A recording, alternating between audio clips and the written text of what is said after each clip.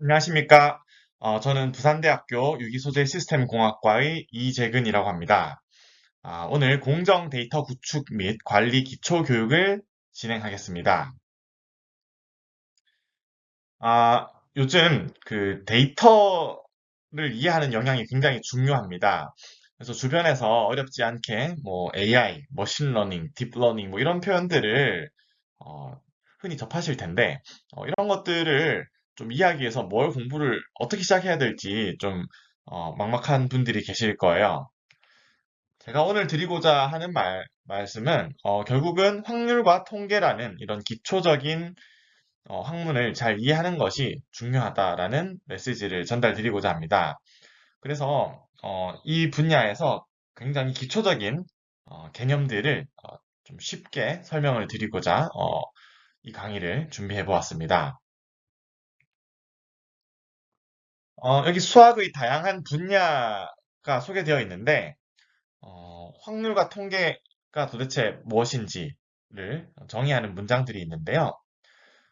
통계는 그 과거에 대해서 로지컬하게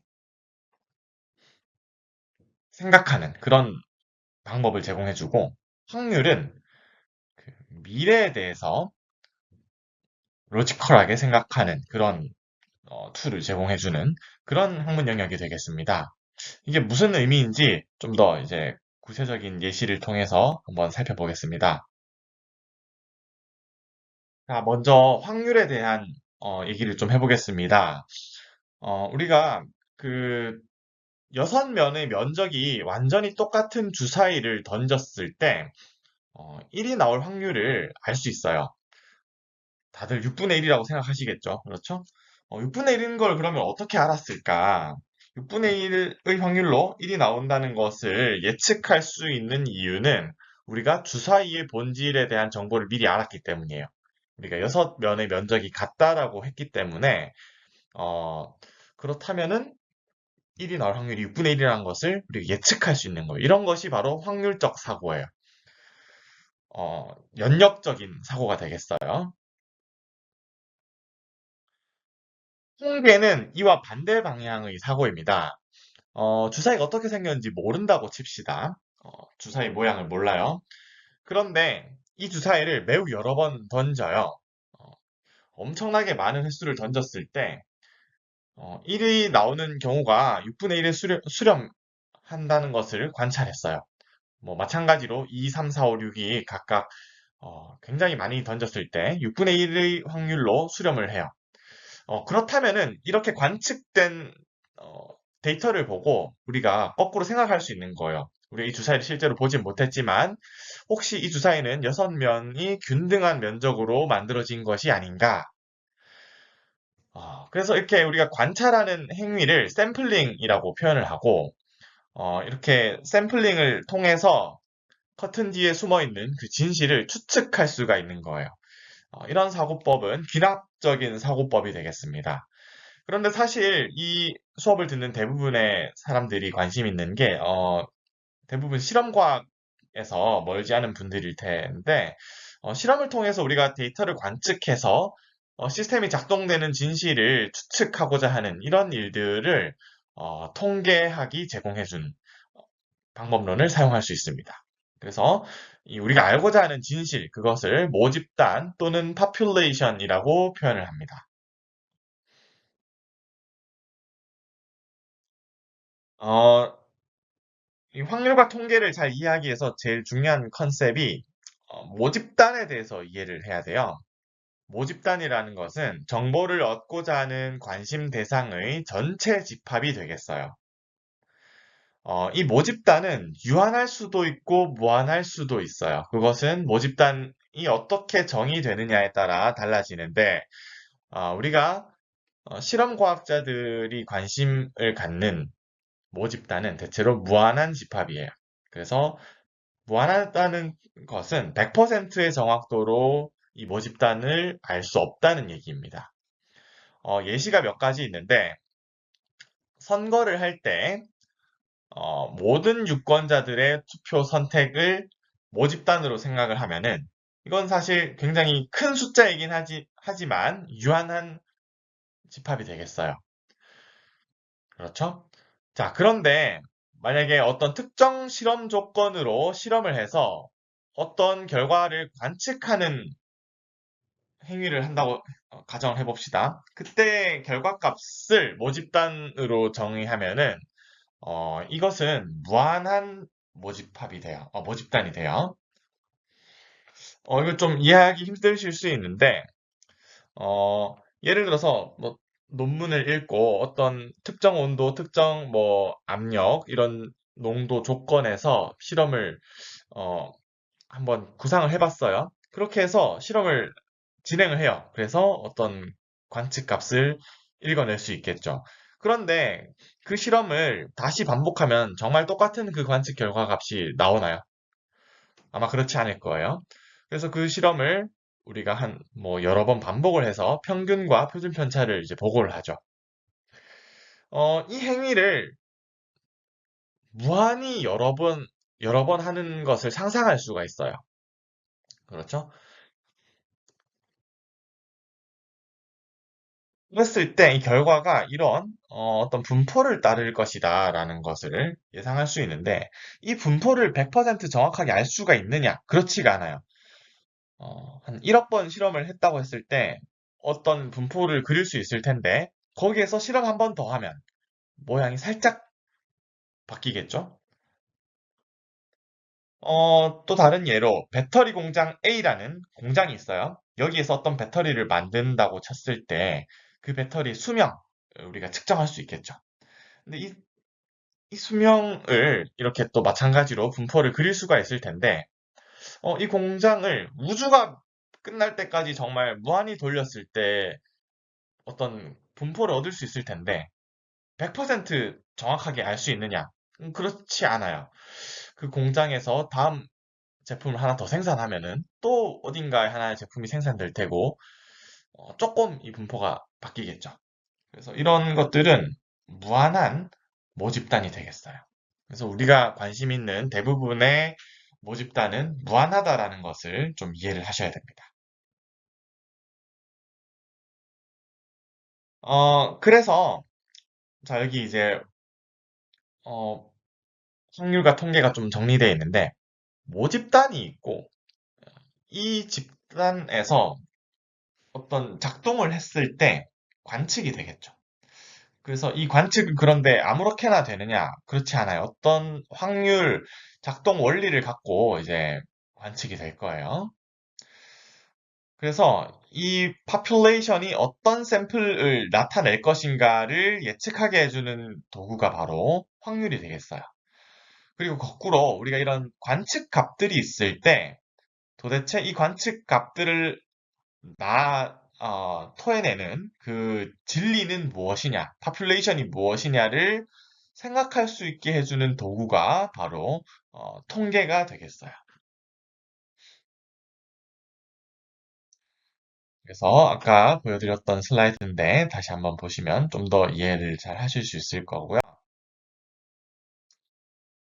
통계적 학습은 뭐냐면은 데이터로부터 우리 데이터 관측한 데이터로부터 변수들 사이의 관계나 패턴을 학습하는 방법론이 되겠어요. 그래서 결국 두 가지가 관심사인데 예측하는 것과 패턴 이해 이두 가지가 있는데 이런 통계적 학습법들은 이런 다양한 리니어 리그레션부터 다양한 방법들이 있어요. 가볍게 몇 가지 예시들을 통해서 통계적 학습이 무엇인지를 좀 이해를 해보겠습니다. 처음 볼 데이터는 임금 데이터예요. 월급이 얼마나 되느냐. 이거를 그 관측한 사람의 나이와 그리고 그것을 몇 년도에 집계한 자료인지 연도 그리고 그 사람의 교육 수준으로 이렇게 나눠서 이 임금을 한번 그래프로 표현을 해봤어요. 이때 우리가 관심 있는 웨이지, 이거 Y에 해당하는 거죠. Y는 연속적이고 정량적인 데이터예요. 월급이 얼마가 되는지 숫자죠. X에 해당하는 것들은 이 데이터에서는 지금 세 가지가 있는데 이렇게 나이의 경우에는 지금 연속적인 숫자로 표현이 되어 있고, 년도, 이거는 몇 년도에 조사를 했느냐. 불연속적인 숫자로 표현되어 있죠. 그리고 교육 수준이 어떻게 되느냐. 이것도 1단계부터 5단계까지 불연속적인 숫자로 나타냈어요. 그래서 여기서 우리의 관심사는 뭐냐면은 예측을 하는 거예요. 나이와 연도와 교육 수준을 알 때 그 사람의 임금이 얼마쯤 될까? 이걸 예측을 할 수 있느냐. 프리딕션 문제가 되겠어요. 이게 우리가 통계적 학습에서 굉장히 자주 다루는 그런 예시가 되겠어요. 다음 예시는 관심사가 조금 달라요. 여러분들 주식 많이 하실 텐데, 주식이 올랐는지 내렸는지, 오를 것인지 내릴 것인지가 이 관심사잖아요. 그렇죠? 그래서 심플하죠. 업, 다운. 아까 임금 데이터에서는 이런 나이와 뭐 연도와 교육 수준이 있을 때 이 사람의 연봉이 얼마일지를 예측하는 것이었는데 숫자를 예측하는 것이었죠. 이번에는 up or down을 예측하는 그런 상황이에요. 이런 문제를 classification problem이라고 부릅니다. 요건 좀 특이한 예시인데 input variable만 관측 가능하고 아웃풋을 얻을 수 없는 상황도 있어요. 이럴 때는 이 인풋 데이터들이 얼마나 군집되어 있느냐. 그래서 이걸 여기 이제 색깔이 칠해져 있는데 이렇게 네 가지 색으로 분류를 좀 해놨죠. 이게 Z1과 Z2가 모두 인풋 베리어블인 상황인데 이렇게 네 가지로 좀 이렇게 묶어서 볼 수 있다. 이런 것들을 우리가 클러스터링 프로블럼이라고 부릅니다. 통계적 학습의 간단한 역사를 살펴보면은 19세기 초에는 그 리스트 스퀘어법이 개발됐어요.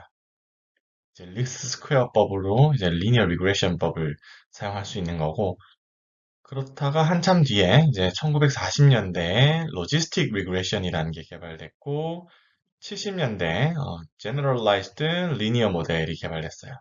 이때까지는 전부 다 이제 리니어 모델들이었는데 왜냐하면은 컴퓨테이셔널 파워가 부족했기 때문에 계산을 할 수가 없었죠. 컴퓨터가 발달함에 따라서 1980년대 이후로 논리니어 모델도 활발히 개발됐어요.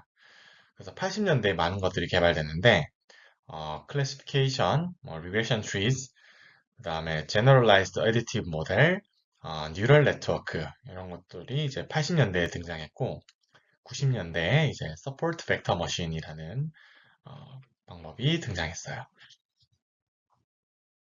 그래서 이게 뭐 사실 최근에 요즘 많이 이슈가 되었지만 80년대, 90년대에 다 개발된 이미 있던 것들이고 최근에는 더 컴퓨터가 발달했기 때문에 연산 속도가 많이 좋아져서 훨씬 더 이러한 툴들을 이용해서 많은 것들을 학습할 수 있기 때문에 요즘 굉장히 중요해졌죠.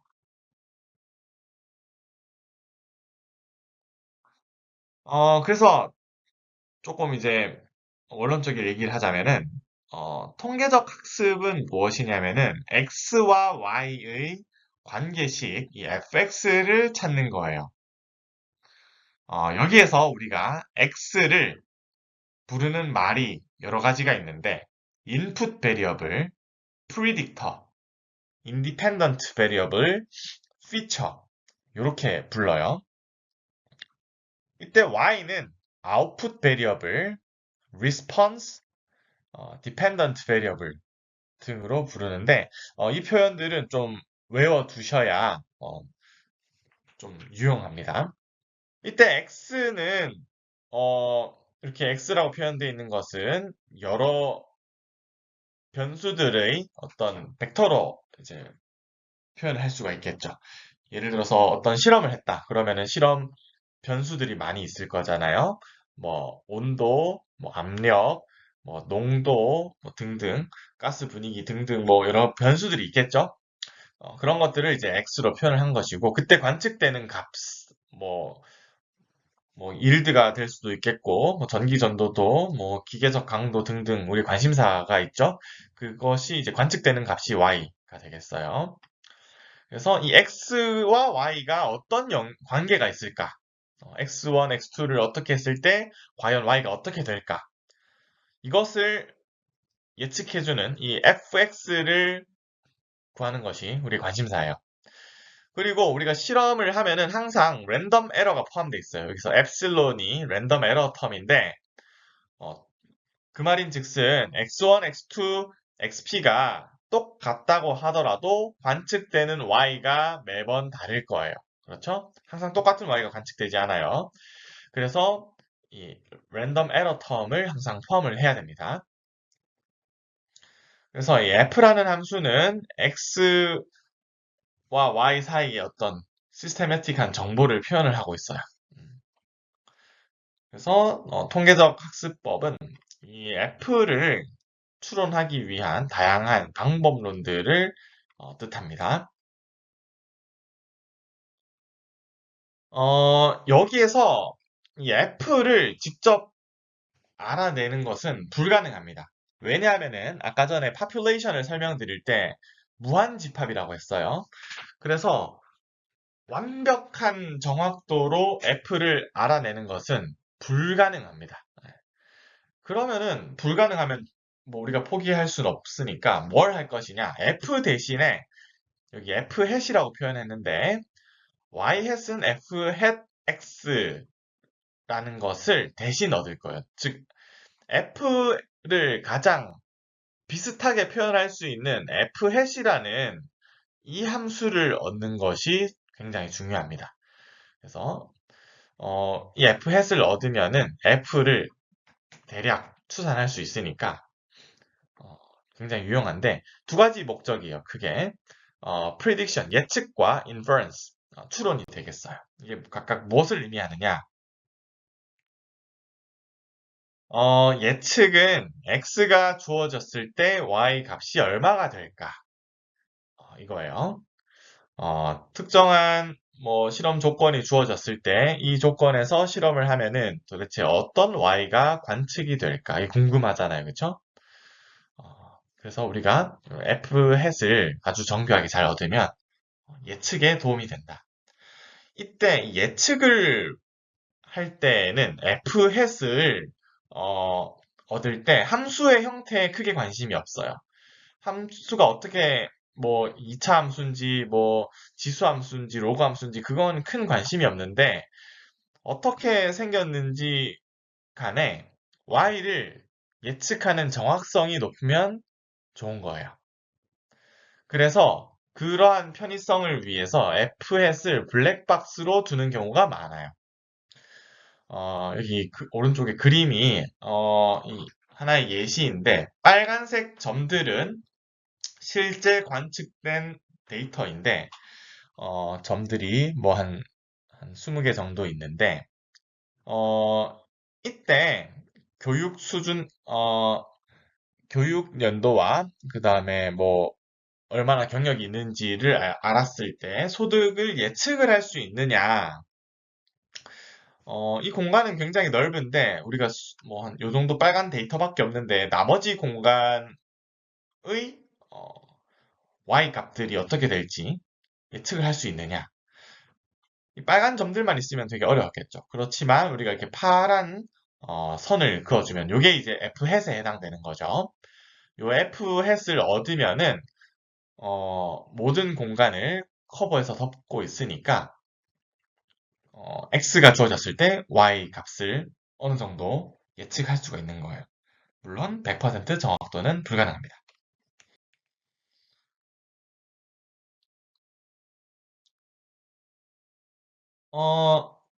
100%의 정확도가 불가능한 이유는 아까 말했다시피 항상 랜덤 에러가 있어요. 우리가 완벽한 F햇을 얻었다 하더라도 실험을 할 때마다 조금씩 오차가 생기죠.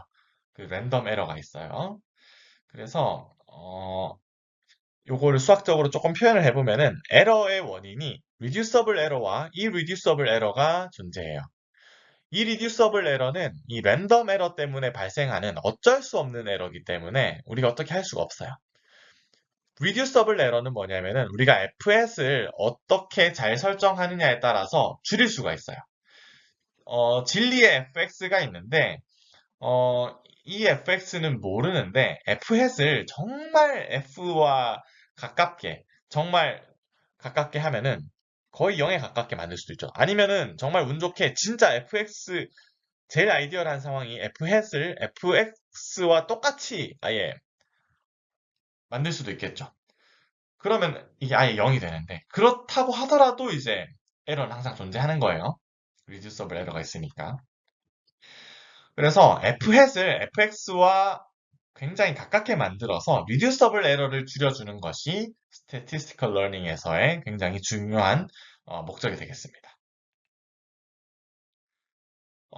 예측 말고 또 중요한 것이, 중요한 영역이 추론이에요. 그러니까 예측이랑 뭐 비슷한 것 아니냐고 하는데 조금 이제 근본 철학이 조금 달라요. 여기서는 뭐냐면은 x1, x2, xp와 y 사이에 어떤 관계가 있느냐를 이해하고 싶은 거예요. 이 경우에는 fs를 블랙박스 펑션으로 놓으면 안 돼요. 예를 한번 들어볼게요. 여기에 TV 광고, 라디오 광고, 뉴스 광고를 하는데 매출이 어떻게 되느냐를 한번 표현을 해본 건데 이렇게 이제 표현을 할 수가 있겠죠. 어, 이때 우리가 어떤 관심사가 있느냐, 다음과 같은 예시들이 있어요. 첫 번째, 어떤 매체가 매출과 관련이 있는가? 여기 보면은 TV 광고를 증가시켜도 매출이 늘어나고, 라디오를 증가시켜도 매출이 늘어나고, 뉴스를 증가시켜도 매출이 늘어나는데, 그러면은 이 셋 다 정말 매출에 관련이 있는 건가? 어, 그렇게 보이지만 정답을 스포일하면은 이게 이제 실제로 데이터를 분석했을 때 그렇지 않다는 결론이 나는데 뭐 자세한 얘기는 뭐 생략할 텐데 만약에 이것을 통계적 방법으로 해석을 하지 않다면 어, 그냥 그런 것들을 모르는 눈으로 봤으면 TV, 라디오, 신문 모두 매출에 도움되지 않을까라는 잘못된 결론을 도달할 수도 있는데 통계적으로 잘 해석하면은 정말 매출에 직결되는 요소가 무엇인지, X가 무엇인지 알 수가 있는 거예요. 그 다음으로 이제 어떤 매체가 매출 증대에 가장 큰 효과를 내는지 이런 것도 우리의 관심사죠. 그 다음에 TV 광고가 일정 수준 증가할 때 매출 얼마나 증가하는지. 예를 들어서 TV 광고에 우리가 10억을 더 쏟았을 때 매출이 얼마가 더 늘지. 이런 구체적인 관계성을 알고 싶죠. 자, 그래서 이런 프리딕션과 인퍼런스를 하기 위해서는 F를 잘 예측하는 것이, 추정하는 것이 중요한데, F를 어떻게 추정하느냐? 데이터가 있어야 되겠죠. 그렇죠? 그래서 F를 추정하기 위해서 필요한 데이터들을 우리가 트레이닝 데이터라고 불러요. 이렇게 X와 Y의 쌍으로 이루어진 이런 트레이닝 데이터가 필요하고, 우리의 관심사인 이 F를 추정하기 위해서 각종 statistical learning method를 활용을 할 거고, 그래서 결국 모든 XY에 대해서 Y는 F hat X를 이런 식을 만들어주는 그런 F hat을 얻는 것이 우리의 궁극적인 목적이에요. 크게 두 가지 방법으로 나뉘는데, 첫 번째로 파라미트릭 방법이 있어요. 파라미트릭 방법 말 그대로 이제 파라미터가 존재하는 그런 방법인데, 이 방법에서는 우선 F가 어떤 함수의 형태를 띌지를 먼저 가정을 해야 돼요, 사람이. 그래서 예를 들어서 제일 뭐 대표적으로 많이 쓰이는 게, X와 Y 사이에 이런 선형 관계가 있을 것이다. 그러면은 이런 선형 함수의 형태를 상정할 수가 있겠죠. 함수의 형태를 정하고 난 뒤에는 파라미터를 결정을 해야 돼요. 어떻게 결정하느냐 하느냐면은 트레이닝 데이터를 활용해야 되는데, 자, 여기에 표현된 식이 선형 함수의 모델인데, 이때 여기 베타 0, 베타 1, 베타 2, 베타 p가 파라미터에 해당해요. 이 값들을 어떻게 결정하느냐? 어, 이 값들에 따라서 이 선의 위치가 바뀌겠죠. 기울기도 바뀔 것이고. 그래서 이러한 에러를 최소화할 수 있는 방법으로 베타들이 결정돼요. 그 대표적인 방법이 리스트 스퀘어 메서드라는 게 있어요. 그래서 여러분들이 아마 이런 식으로 선을 긋고 R 스퀘어가 얼마다 이런 식으로 많이 보고를 할 텐데 이 모델이 이 데이터를 얼마나 잘 피팅하느냐를 나타내는 지표가 되겠습니다. 그래서 여기 오른쪽에는 x1과 x2가 있을 때 y와 이런 선형 관계를 가정했을 때 나타나는 그래프의 모습입니다. 리니어 모델에서는 이런 식으로 납작한 판의 형태가 얻어질 거예요. 그 다음으로는 non-parametric method가 있어요. 이 경우에는 함수의 형태에 대해서 가정을 하지 않아요. 그래서 장점이 유연하다는 장점이 있어요. 이 아래 그림을 보시면 왼쪽이 parametric 방법, 오른쪽이 non-parametric 방법으로 표현을 한 건데 어, 여기 parametric에서는 리니어 모델이었기 때문에 굉장히 뻣뻣하죠. 반면에 non-parametric 방법에서는 이 데이터를 그러니까 구불구불한 이런 함수로 표현을 하기 때문에 좀 정확성이 높은 그런 장점이 있어요. 단점은 해석이 어렵습니다. 그러니까 가령 이런 리니어 모델에서는 어, x1이 얼마 증가할 때 y가 얼마 증가하더라 이런 해석을 하기가 쉬운데 이런 non-parametric 방법에서는 그것이 어렵고 그리고 또 하나의 중요한 이슈가 있는데 오버피팅 이슈가 있어요. 오버피팅은 어, 필요 이상으로 과도하게 이 데이터들을 잘 맞추려고 하다 보면은 노이즈들을 좀 과도하게 이제 집착을 해서 피팅을 하게 되는 경우가 있는데 다음 장에서 좀 더 자세히 설명해 볼게요. 오버피팅 이슈에 대해서 좀 설명을 드리자면은 이 왼쪽 그래프를 보시면 이해할 수 있는데요. y와 x에 대해서 이 동그란 점들이 실제 얻은 데이터들이에요. 이렇게 형성이 되어 있고 이 사이의 관계식을 얻고 싶어서 여러 가지 모델을 이용해서 선을 그을 수 있겠죠. 1차식 선형을 상정하면 이런 노란 선을 그을 수 있을 것이고 이걸로는 정확성이 너무 떨어진다 싶어서 조금 어, 차수를 높여서 뭐 이런 식으로 하늘색으로 선을 그을 수도 있을 거예요. 그런데 여기서 좀 더 이제 정확성을 추구하고자 이제 초록색으로 이제 선을 그을 수 있을 텐데 그러면은 뭔가 이 데이터 포인트들을 더 많이 정확하게 맞출 것처럼 보일 수 있어요.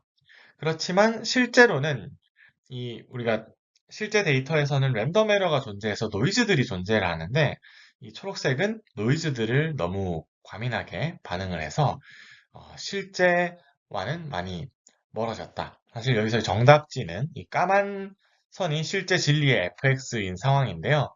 예, 이 fx와 가장 근접한 것은 이 파란 커브가 되겠습니다. 그래서 꼭 유연한 모델, 정확도가 높은 모델이 좋은 모델은 아니다. 라는 말씀을 드리겠습니다. 그래서 항상 우리가 고민해야 되는 것들이 이 해석 가능성과 유연성 사이의 트레이드오프예요. 그래서 어떤 statistical learning method를 사용하든 간에 이걸 둘 다 충족시키는 방법은 없어요. 그래서 어, 여러분들이 놓여 있는 상황과 그 목적에 맞게 어떤 툴을 사용할지를 고민을 해서 정해야 됩니다. 그래서 실무자가 이런 통계적 학습에 대한 이해도가 좀 있으면 훨씬 더 좋은 데이터 해석을 해낼 수가 있다는 말씀을 드리고 싶습니다.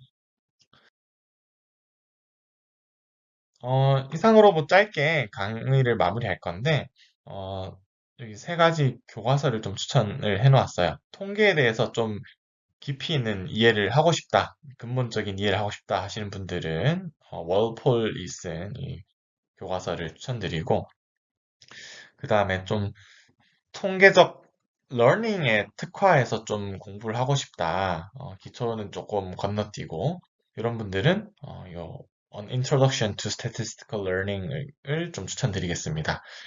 마지막으로 좀 품질 관리에 통계적 툴을 좀 활용을 하고 싶다 하시는 분들은 요 교과서를 추천을 드리겠습니다.